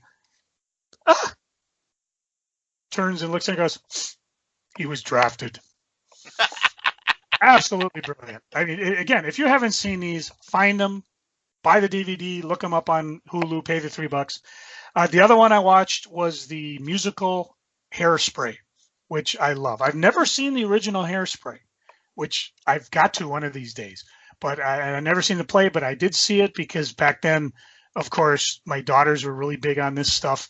And good music, good times. And again, the same thing. I'm watching other characters. I'm watching the dancers in the background. And just fun watching old movies. So, but that's it. Kind of a shorter geeking that I've stretched on way too long. Cory, what are you geeking on? I'm geeking on the fact that I had very little time this weekend, but the time I did have, I spent reading funny books. What? I heard there's a podcast based on that. Basically, I had a lot of time away from home. So when I'm away from home for a long time, I read Marvel Unlimited. Joe, have you heard of the character Venus? Oh, that's what's his name? I forget. From WKRP, he was the overnight jive DJ. No, that's Venus Flytrap. No, Venus. That's the one that has the arms missing, the statue that's up in Italy somewhere. That's Venus de Milo. That's a flytrap. That's a plant that eats bugs, right? The Marvel version of Venus was a series in the late 40s, early 50s.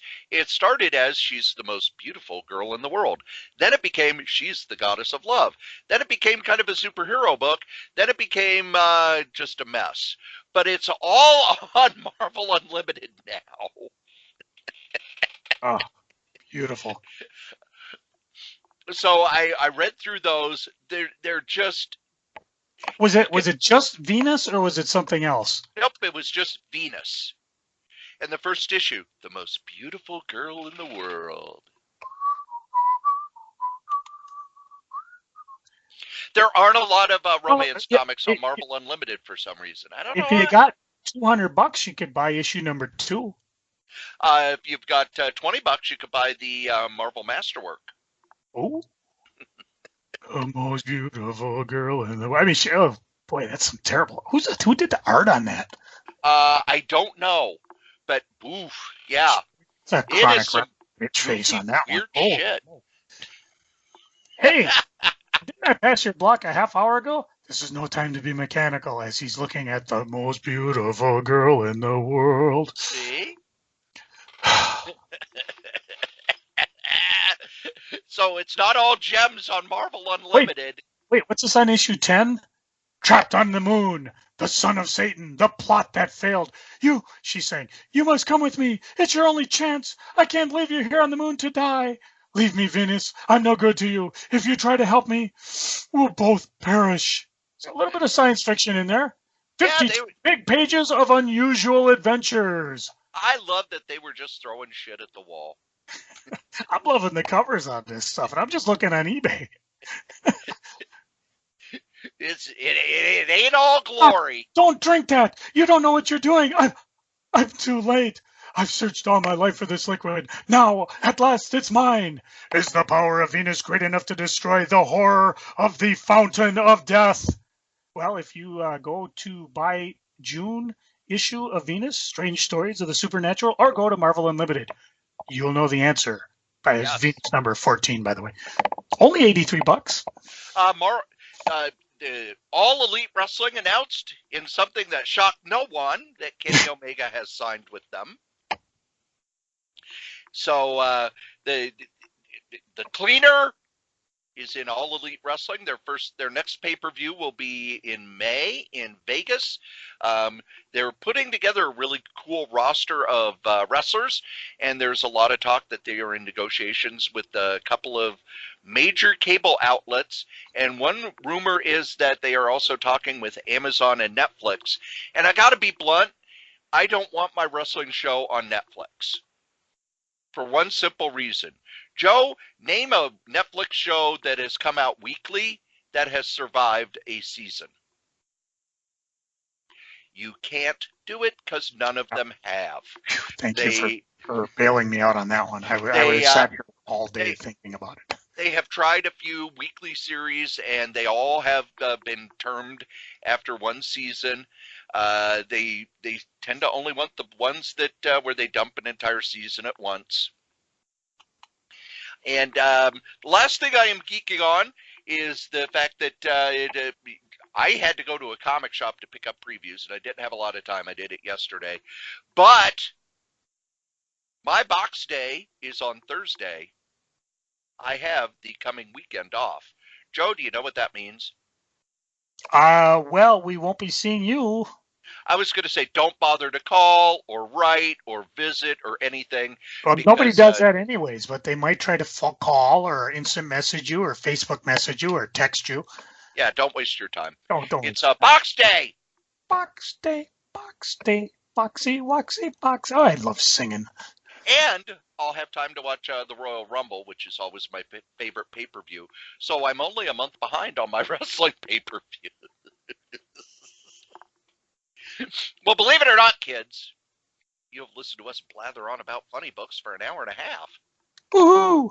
And as we say every week, the comic we like the least, we still like better than the comic that you like the most. Joe?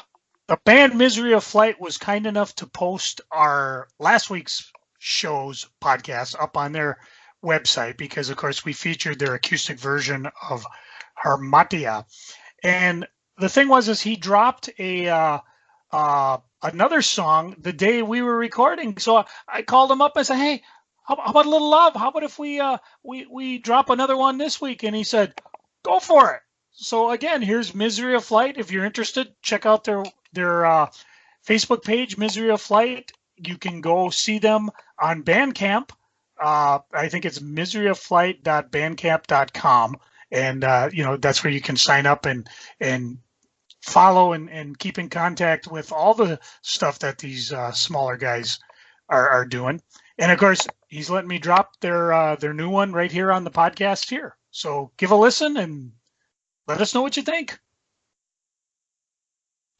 You're supposed to say hit my music. Oh, well, I was going to let you do it, but Forget it. Hit Misery of Flight's music. If imagery could walk out of my head, you'd see yourself in bed with me.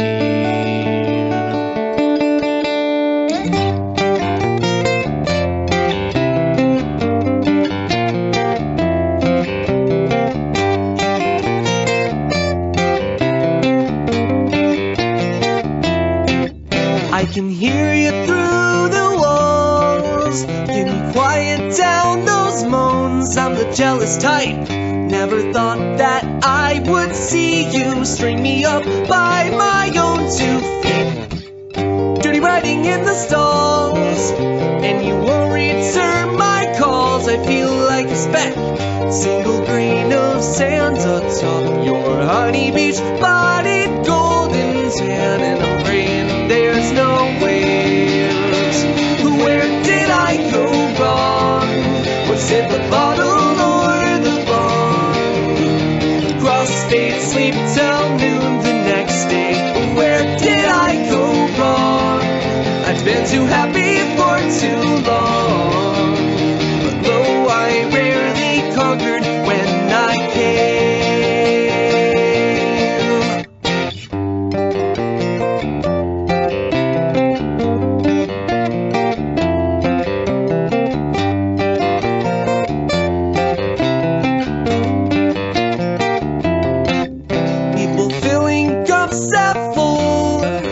Music choice is typical, just so we can yell. Never taste just one eye candy. Never know how this night could go. Try not to make you swoon, but there's so many bodies in one room. It'll make you sweat. How a brief intoxication causes so many hearts to break. I'm praying I'm not one. Where did I go wrong? Was it the bottle or the bong? Crossfade, sleep till noon the next day. Where did I go wrong? I've been too happy for too long, but though I rarely conquered when I came.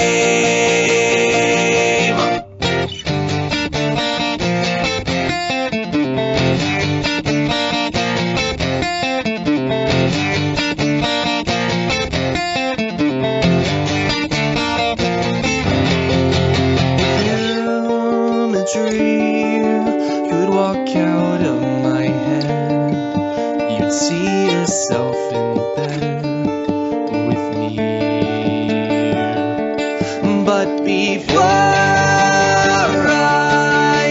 say anymore, you never even knew me at all.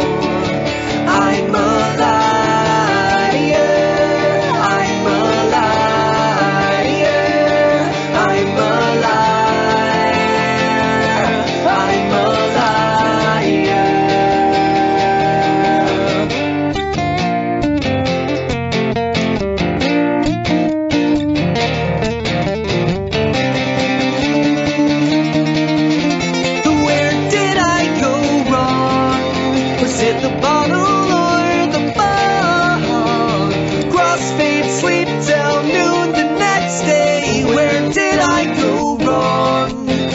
too happy for too